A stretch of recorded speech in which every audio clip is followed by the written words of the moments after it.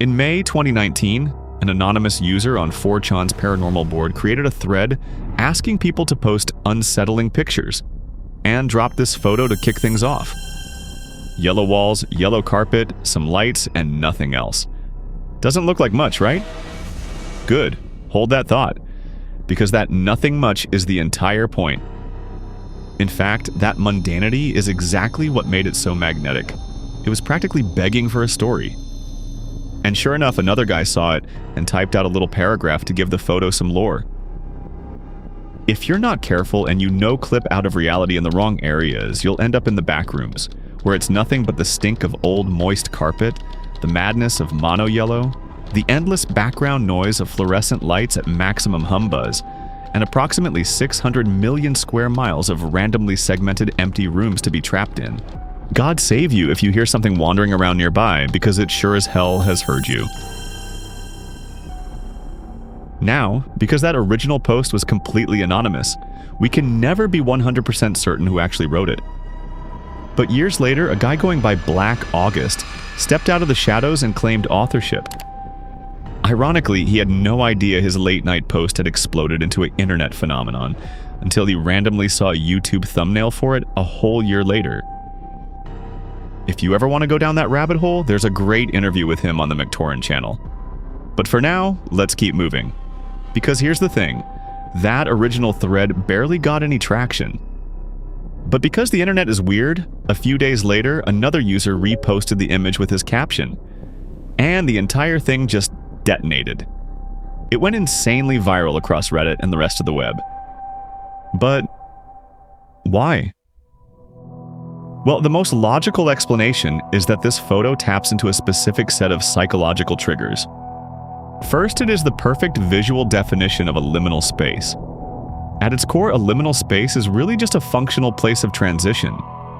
It is built for one job, to move you from where you are to where you're going, like a hallway, an airport terminal, or an alleyway. It exists because of its purpose, and most of the time you don't even register it as a place. Because you're only ever supposed to pass through it, on your way to somewhere that actually matters. And in our memories, these places are usually bustling with people or activity, right? But what happens when a space like that is completely empty? Think about an empty school hallway at night, or an office floor on a Sunday. When you see a place that's normally packed with activity suddenly become completely abandoned and quiet, it triggers something in our minds.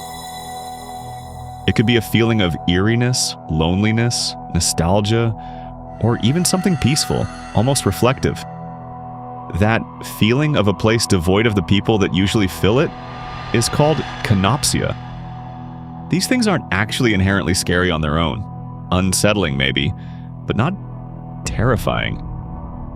I mean, a hallway is just a hallway, and an empty one isn't necessarily scary. It could sometimes feel melancholic. But the Backrooms takes that physical space and that feeling and traps you in it.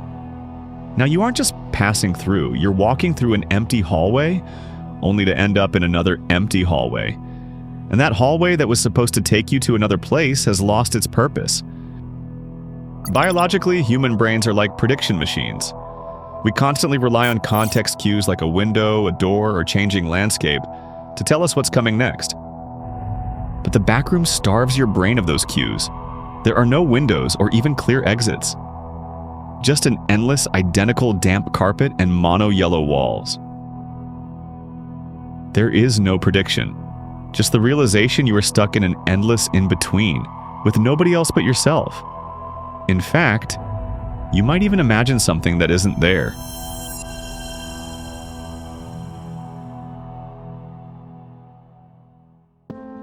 Being totally alone in an endless yellow maze is terrifying, or at the very least unnerving. But what made that image so magnetic was its ambiguity. It gave you just enough context to feel recognizable, but left the actual horror entirely up to your own imagination.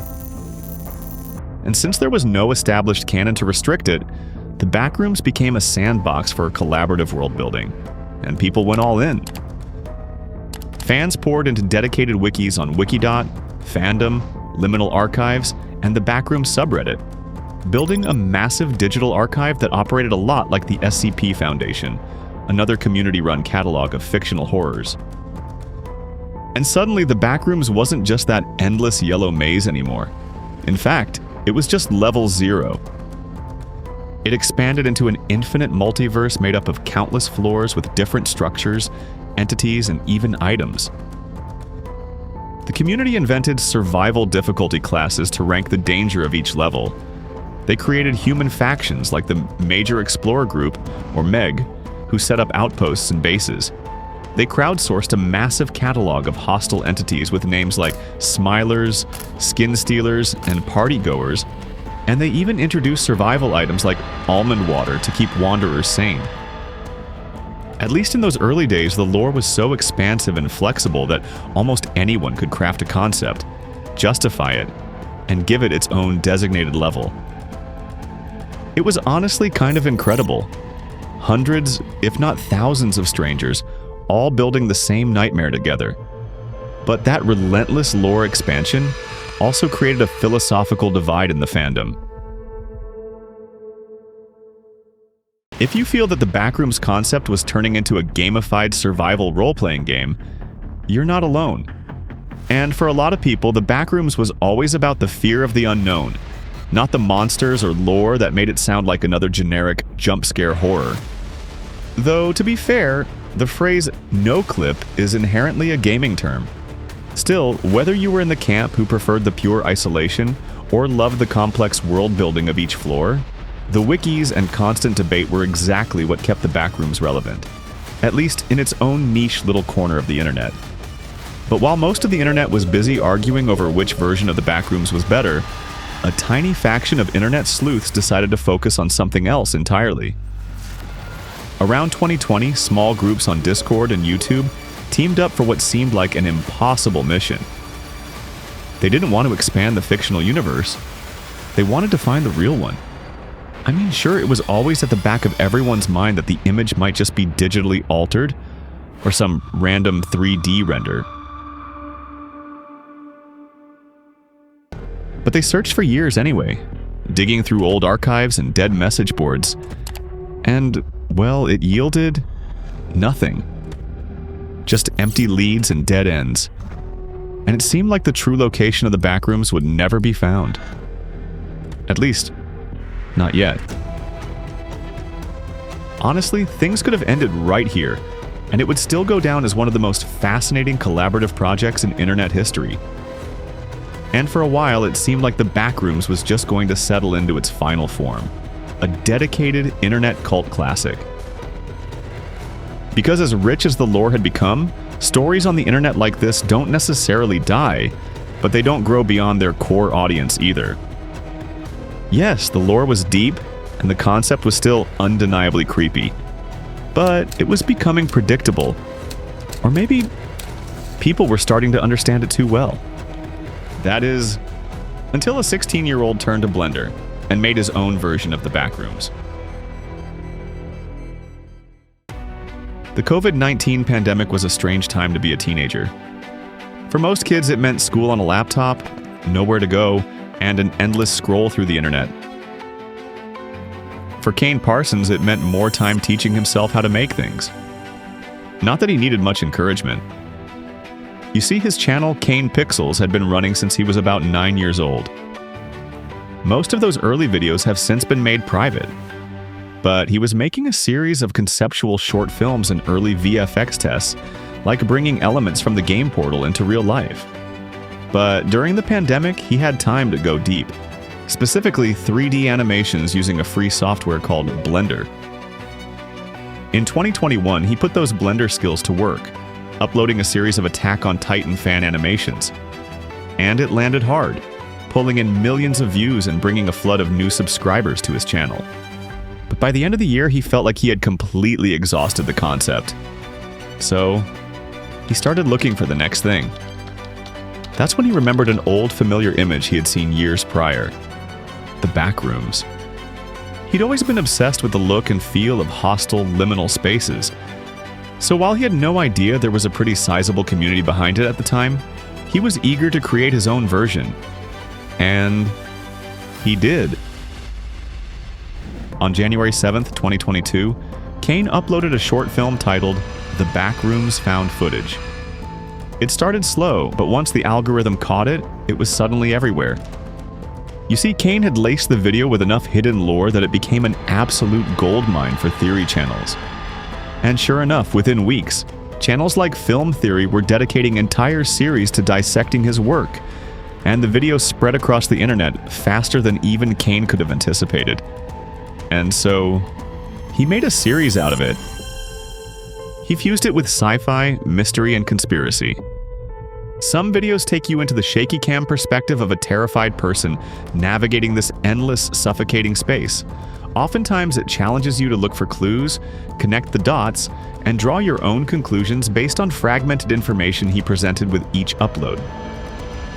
And by introducing the Async Research Institute, he gave his version a conspiratorial edge, something closer to a government cover-up hiding in plain sight.